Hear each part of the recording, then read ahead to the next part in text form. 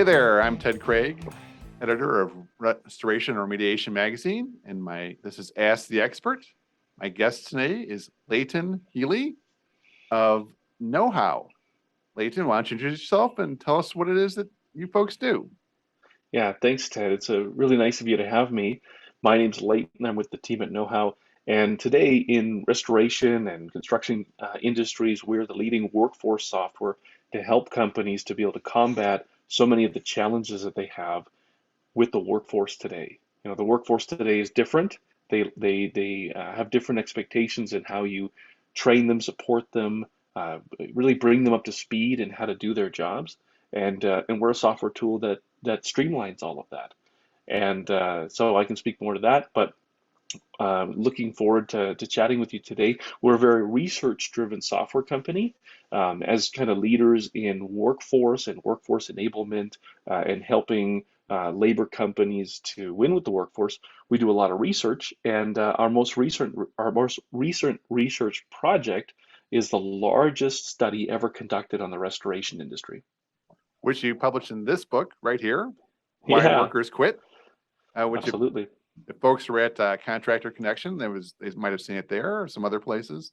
Mhm. So, why do workers quit? There's a host of reasons. It won't surprise you, but I think what's really important is that I can provide some very practical examples of things that you can do to keep the right workers from not quitting, and to be able to create a work environment, Ted, where people not only want to work for you, but they want to tell their friends to come work for you. They want to stay, and so there's some avoidable things. So, at the end of the day, there's things that vary based on the age of the worker. There's things that vary based on the role that the worker's in, that go into attracting them, retaining them, and really helping them to see a career within your company. And so rather than providing kind of, anecdotal examples or just kind of ideas, I can provide some really data-driven examples where we'd say, hey, hundreds of technicians said this, or hundreds of office administrative staff said this, so maybe stop doing that, or start doing this, or hey, keep doing that, right? And so, but ultimately, there's a lot of reasons, Ted, why people quit, and hopefully I Okay. can help your listeners to be able to leave with some value today. Well, what would you say is the biggest reason that people leave, and what is the Mhm. biggest reason why people stay? If I had to just, draw a highlighter strike across all the data, one of the number one reasons why people quit is because they'll reference some type of an adversarial or conflictive relationship with management or with their supervisor. That old adage, Ted, that, people don't quit companies, they quit people or they quit managers. Our data showed that that holds true. Now, again, there's a lot of, I would say, more practical, more tangible examples, but I would say one of the main consistent denominators why people quit is because they have what they would describe as a relationship with their direct supervisor that pushes them out the door. Okay. Why do they stay? Well, again, it depends on their age bracket, their demographics and generations that they're part of. It depends on the role that they're in. But if I had to say the most common denominator is because they feel that they belong, that they feel that they're part of a community, part of some people would use kind of maybe a buzzword like their culture of the company, where they feel a sense of connectivity. They feel that this is a community that if they left, it would be a big gap in their life, and there's a lot of, there's a lot of reasons for that, Ted. There's a lot of things that particularly characterize the Gen Z, the millennial, things that they crave in their life. There's a lot of good research that's been done to explain that. And so I would say one of the number one things that causes people to stick around is what they get to be part of and what they would cease to be part of if they left your company. Now you talked a little bit about how things change with different age groups, different Mhm, demographics. mhm, One thing I wonder about when there's a lot of people that are talking about Gen Z, they used to talk about mhm, millennials, but now millennials, I guess this be comparison Gen Z and millennials. mhm, When you're in your 20s, mhm, a week off to go exploring the deserts of Nevada might be interesting to you. 10 years later, when you have two kids and a mortgage, more money Yeah. might be interesting to you. Do you find that people, do you really think there's a generational difference, or is there a time difference between people's concerns? So I think what you're saying is there a difference between is it really rigid to their age, or are there actually almost like transitions that a worker goes through, and through Or those transitions? right, or is it like people talked Hmm. about millennials wanting, more personal time and things like that. But now that they're Right. getting older, they're buying houses. Are you seeing changes in that? Is it as people go through their life stages, do Hmm. some things become more and less important? And do you need to keep that in mind? Or is it permanently that they're concerned about the same things? It's I think it's a great question. So let me come at it from a slightly different direction, but I think we can land on a good answer. So no question, over, I would say over summarizing generational patterns is not a perfect science, Mhm. and no research project can be, I would say, as exacting as we could be for every single worker. But there are broad scale things that impact generations, and I think that you can take them to the bank. For example, when you talk about, say, someone who is a Gen Z, someone who most people would say is kind of 27 or younger, somebody who really doesn't remember a life on the other side of the World Trade Center dropping down. They don't remember a world that doesn't include social media and things like that. And so Right. at the end of the day, there are broad social influences that impact someone who's, entering the workforce between 19 and 27, that we could say are broad generational things. And you could say, well, that influenced millennials, that influenced Gen X's and baby boomers. And so, or I've got this outlier. I've got a nephew or a nephew-in-law, and he's kind of an outlier. I think by the time he was 22, he owned his own farm and he had, huge machinery, and total outlier. I mean, I also, have a peer whose son is 22 and lives in the basement. He plays video games. So I mean, like they're very different. So definitely things matter to my nephew-in-law in a different way that matter to my friend's son. But I think as management and leaders, we have to think about well, where can we anchor our strategies to have the most impact, and where can we essentially place our shots where we know it's going to hit the most denominators. So do I ultimately think that people transition more based on stages of life than generational elements? No question. I mean, I would say, Ted, the fact that you're in a role where you have a lot of influence means that I think there are probably things along your career that distinguish you from your peers. You're in a successful role, and so no doubt. But I think, Ted, I think you might be, I'm not saying you are, but you might have been a bit of an outlier because, again, you're in a unique position. Um, and so as employers, I think employers have to kind of hold on to some of those generalities, because I think that's really, I would say, the practical elements of being able to actually move things forward. I don't know if that's too generic, but No, no, mhm, that's great. When we mhm, talk about company culture, and you said that's mhm, crucial to retaining workers, mhm. it, that sounds easier said than done. And I Yeah. suppose if you try to sort of fake it, that's going to be not going to Mm, work either. How do you absolutely. authentically create a company culture that motivates people and makes them want to stay? Yeah, I think that's a great question. I think we would all agree that culture can become more of a buzzword, in the same way that leadership can be a buzzword, or customer service can be a buzzword, or company values, written on the wall can really lose their meaning if they're insincere. So let me try to maybe anchor that a bit. First thing is that I think that it's helpful to have a picture of what culture is. And the picture that's always worked for me, and I come from a background of having built multiple teams across many ventures that I've had the opportunity to lead or start, and ranging from sizes from 20 people up to hundreds of people. And so culture is something I've always been, I would say, very passionate about and very intentional about. And so a vision that works for me is, when we think about culture, oftentimes we think about pizza parties and company barbecues. And that's not what we're talking about.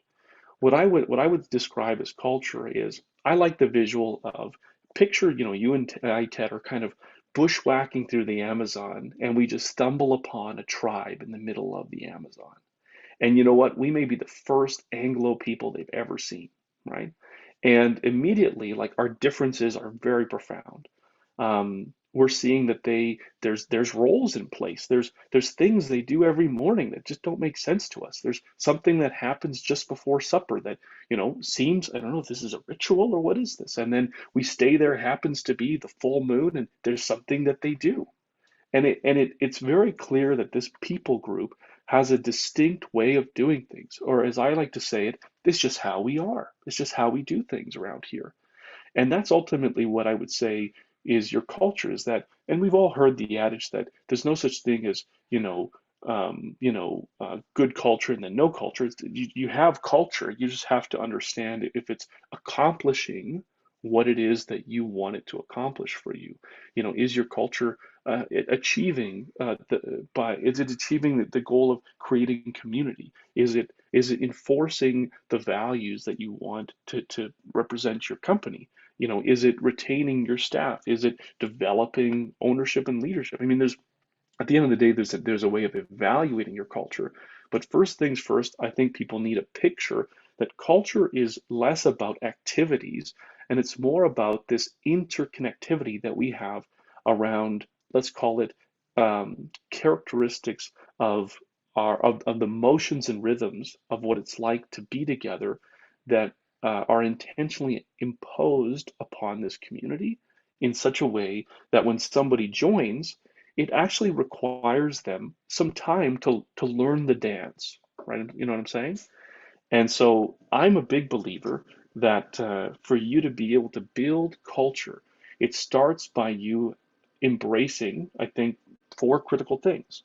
One is that you do need to accept the industry that you're in, Ted. And Okay. so some industries require a culture of precision and rigor, right? Maybe you're in laboratory medicine, right? Some cultures really require you to embrace a culture of customer service and kindness, like hospitality or property restoration, right? Some industries require you to really adopt a culture of almost like tribal intensity, like if you're like a football team or something like that, right?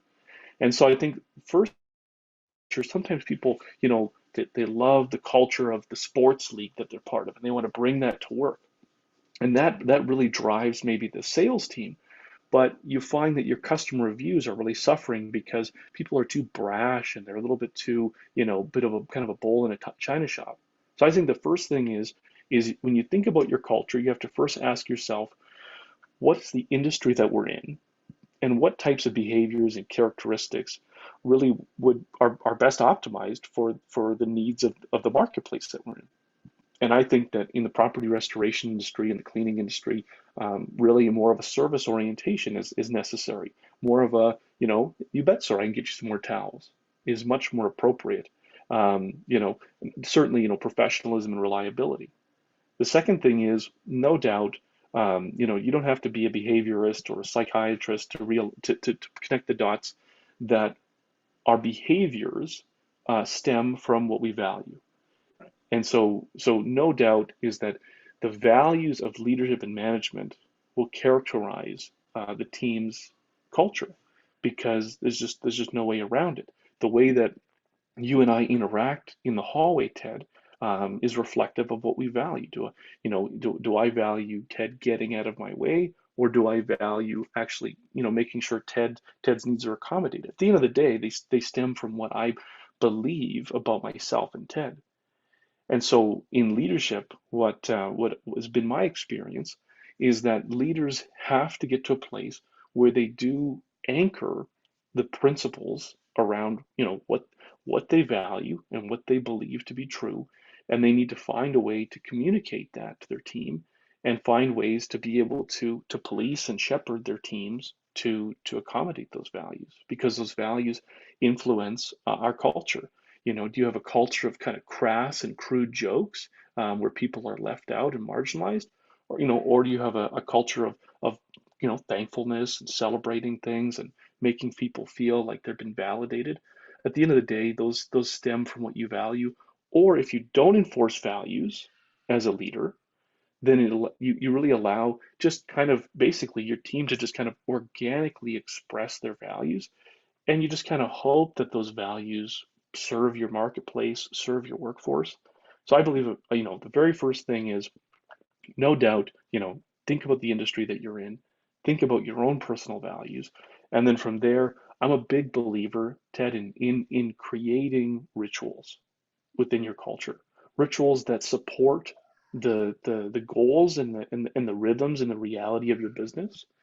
Things like, each crew has a daily stand-up where we have a cadence of working through, three specific questions to emphasize, learning or company priorities or safety. The idea of kind of a weekly touch point of the teams, or the idea of once a month we do something to celebrate, maybe the birthdays that happen that month. But at the end of the day, it's regardless of the size of the company, I'm a big believer in you actually starting small, but then anchoring certain rituals that allow the company to understand, what are the rhythms of this business, so that when a new person comes in, they should have a sense of saying, where's everybody going? And say, oh, it's Tuesday. And they say, what does that mean? Oh, it's Tuesday. And you, well, come on, right? Or, or hey, it's the second Friday of the month. Are you coming? What happens on the second Friday of the month? Ah, you're new, right? You know what I'm saying? Right, right. And oftentimes, what people do is they have what I would call more of a thermometer approach to culture, meaning they kind of stick a thermometer in their team, or something comes up and they say, "Ooh, we better shake on some culture," right? Or, I really burned out my crews on that last job. What a grinder! Better get some pizzas. And you know what I'm saying? And it's more of this like kind of ad hoc triage approach to like just keeping people from quitting. Right. That's not culture, right? That's just a bunch of mercenaries who just all align on that money's going to get distributed the second Friday of the month, right? Right. And people aren't going to stick around. And so one of the things our research showed, Ted, is that COVID had this unique impact in the lives of staff, in that it really showed them the shallowness of their social roots for many workers, particularly young workers. They're kind of in this transitional stage where they left this, thick, relational soup of high school or college.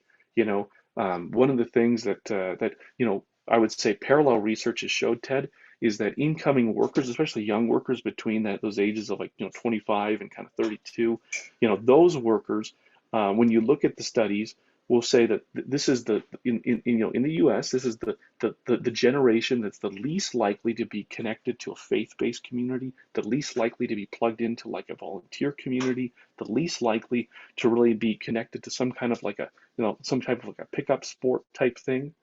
And so largely COVID showed them that you actually lack a lot of social connection. And so they come to work with expectations of security and stability that are different than they may have even had several years ago. And so some people who are business owners and managers who've been through a few highs and lows, Ted, they're not always comfortable with workers coming to them with these expectations that you need to be able to offer community, or you need to be able to offer the opportunity for me to make some friends, or you need to, give me a sense of purpose and identity at work. A lot of people that are, might be, of a vintage where they've been in the industry for 20 years, they've had some time to settle down, get involved in a couple things, coach a basketball team, maybe volunteer in the, PTA program. They're into fishing now.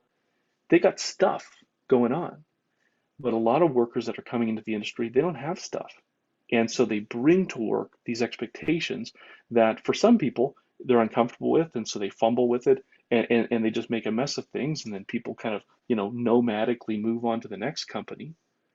But those that will actually embrace it, Ted, and say, what a tremendous opportunity for me to be able to create an environment where people feel connected, they feel like they matter, that if they don't show up and hang up their jacket on their hook, that we're gonna be like, hey, what the heck?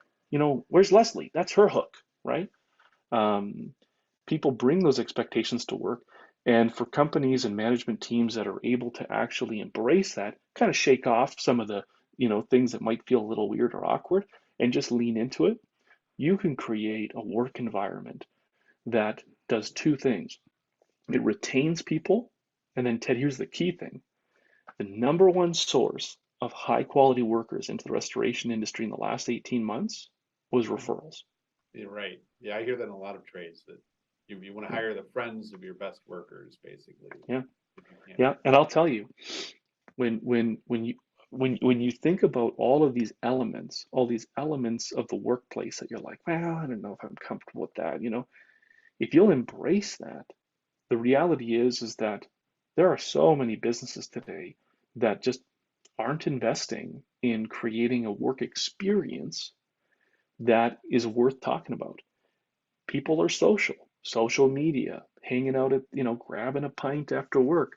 And I guarantee you that because work dominates so much of our life, workers that are recipients of a work experience where the management team is investing in that experience, they will talk to their friends. And when they're contrasted with friends who said, well, that was not what my work week was like, it's great to turn your workforce into advocates and champions for your culture, because just by describing just kind of a goofy thing that they do every Wednesday afternoon, it'll distinguish your work culture from the rest, and people will start to ask their friends questions. And especially if you're actively making sure your staff know that we have a culture of bringing good people in, and so there's a referral program in place, those people will talk to their friends and say, yeah, I'd love to introduce you to my foreman. You got to meet, our HR manager. You got to meet my boss. She's just super awesome. Great. Well, my question now would be, since you did this research in our industry in particular, in the restoration industry, is there Mhm. something that jumps out that is unique about this business segment compared to other ones you've looked at that Mhm. our listeners could take home and maybe work on? You mentioned the need for kindness, for example. Mhm. What I would say is something that is, there's many things that are unique to this industry, but let me give you kind of one thing that I think really stands apart. Um, I had the opportunity to have a great conversation on another podcast with a woman who is one of the leaders in customer experience, not customer service, but customer experience. Mm-hmm. And you can look at the Petrova experience, go.com, and you can pull up her research and the work she does. And one of the things that she says goes into creating like a world-class customer experience, right, is the ability for you to be able to impact someone in those areas of their life where it has like the maximum connection to their emotions and what they care about and stuff like that. And so restoration, I think, is very unique in that we all know that you're responding to people in a moment of crisis, right? Whether it's the kitchen flooding or the home burning down, or you know or all these poor folks in Florida who've just had their lives turned upside down. The reality is that one of the strongest things, if you look across Gen Zs, millennials, Gen Xs, and baby boomers, and you were to say, why did you accept the position that you're in? What is keeping you in the position that you're in? And why are people leaving? One of the most common things that just kept coming up was that they find the work fulfilling, or they find the activities associated with the work fulfilling, or the work of helping people to be able to put their lives back together fulfilling. One of the things I rarely see, Ted, is companies of all sizes in restoration to be able to really leverage that as a resource for how they market and promote themselves to prospective candidates, and then how they actually motivate their teams internally. So by what I mean by using the fulfilling work that's innate to this industry, restoring people's lives, right? Right. One of the things that I don't see from a recruiting standpoint enough is capturing examples where a couple technicians are on site with a client, and the client is just speaking to the experience of these people just really doing really just thankless work, bringing their life back together, right? Or showing even just simple things, just showing, a lot more kind of before and afters and, things like that. But then internally in companies, when it comes to motivation, again, tapping into your question, what's a unique thing in restoration? It's one thing to say, hey, I know it's been a long day, but we got to get out there. We got to muck out this basement, and it's going to be a disaster. It's going to be a mess. I don't want to hear any complaints, okay? Just get in the vans and get it done, okay? That's a very different, rallying call than saying, hey, everyone around, I want to talk to you about Mr. and Mrs. Gonzalez. Great couple, 3 kids. Their life was turned upside down yesterday when they came back and the entire septic system had backed up in their house. They unfortunately have had to reschedule, their daughter's quinceañera. And so what we're going to do is while they are going through this difficult time, we're going to make things right. It's the same job, Right. right? You see what I'm saying? Right. But when you lean into the fulfilling aspect of the work, where you're actually impacting someone's life, it is a rally cry that these generations really get behind. All you have to do is just, depending on which side of the climate crisis that you're on, doesn't matter. But all you do is you look at these just, just these intense, just committed young people on some of these climate crisis campaigns. And, I think what you can see there is a generation that want to tie themselves to meaningful purposes, right? Meaningful purposes that are bigger than themselves. And to me, that's a characteristic that is a big component of these generations. And restoration, to answer your question succinctly, Ted, restoration, I think, has a unique opportunity to tie in to that strong human desire within these emerging generations to feel like their work matters. And it's really a matter of how your manager, foreman, leader positions and describes things. Do you describe them in this reluctant, trial by fire, let's get it done, hoorah? That's old, right? Right. That's gone, right? Or do you put it into this, somewhat inspirational, the opportunity to bring someone's life back, and that really appeals to people, right? Excellent. Well, I thank you very much for joining us today and talking about it. You have a lot of good data. Again, you have your book, right? If people want this, can they still get it? Why Workers Quit? Absolutely. So if you are looking for a playbook on how to save a whole bunch of, zigs and zags and just really get to work on what are some practical changes I can make in my workforce, go to whyworkersquit.com, download a free copy. We also have it as a free audiobook. So Ted, if your listeners, are listening to this and they say, I would love to have a book, but I just rarely get time to sit down and just read through it. Good news is we have a professional audio author who read the book, and it's available to you as a free audiobook that you can access through whyworkersquit.com. And all of that can just be, playing in your ears as you're moving through all your different projects or you're zipping down the road to get to that commercial estimate. It's all free. And if you want to learn more about how we help companies to win with the workforce today and allow managers just to take back tons of time that they often spend micromanaging and re-explaining, they can check out tryknowhow.com. Excellent. Well, thank you very much for joining me today. And it's very, very enlightening. So thank you very much. Yeah, you're welcome, Ted.